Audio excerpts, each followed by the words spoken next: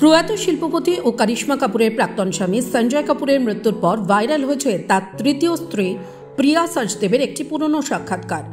সেই ক্লিপে দেখা যাচ্ছে প্রিয়া সঞ্জয়ের সন্তানদের প্রতি ভালোবাসা এবং কারিশ্মার সঙ্গে তার বিয়ে নিয়ে স্পষ্ট মন্তব্য করেছেন।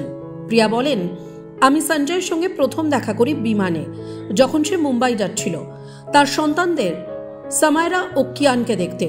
বন্ধুত্ব থেকেই ধীরে ধীরে আমাদের মধ্যে সম্পর্ক তৈরি হয় এবং সঞ্জয় যখন কারিশ্মার সঙ্গে বিবাহ বিচ্ছেদ করে তারপর আমাদের বিয়ে হয়। সঞ্জয়ের আগের বিয়েটা একদমই সাধারণ ছিল না, কিন্তু সেই সম্পর্ক থেকে ওর যে দুই সন্তান সামায়রা ও Kiaan, we love them dearly.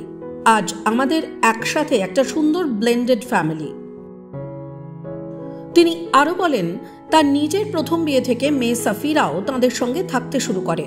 প্রথমে কিছুটা চ্যালেঞ্জ থাকলেও সঞ্জয় নিজে দায়িত্ব নিয়ে সাফিরার সঙ্গে একটা সম্পর্ক তৈরি করেন। ও বলতো, এই বাড়ির কিছু নিয়ম আছে, সেটা মানতেই হবে।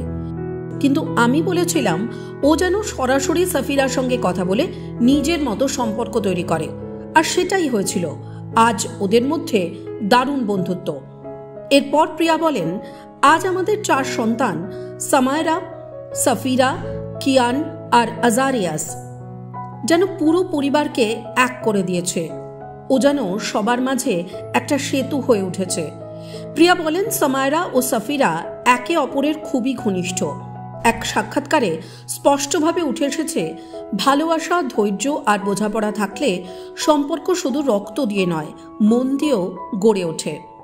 প্রিয়া এবং সঞ্জয় এমনই এক পরিবার গড়ে তুলেছিলেন যেখানে তাদের সব সন্তানরা একসঙ্গে বড় হচ্ছে, একে অপরের পাশে থেকে।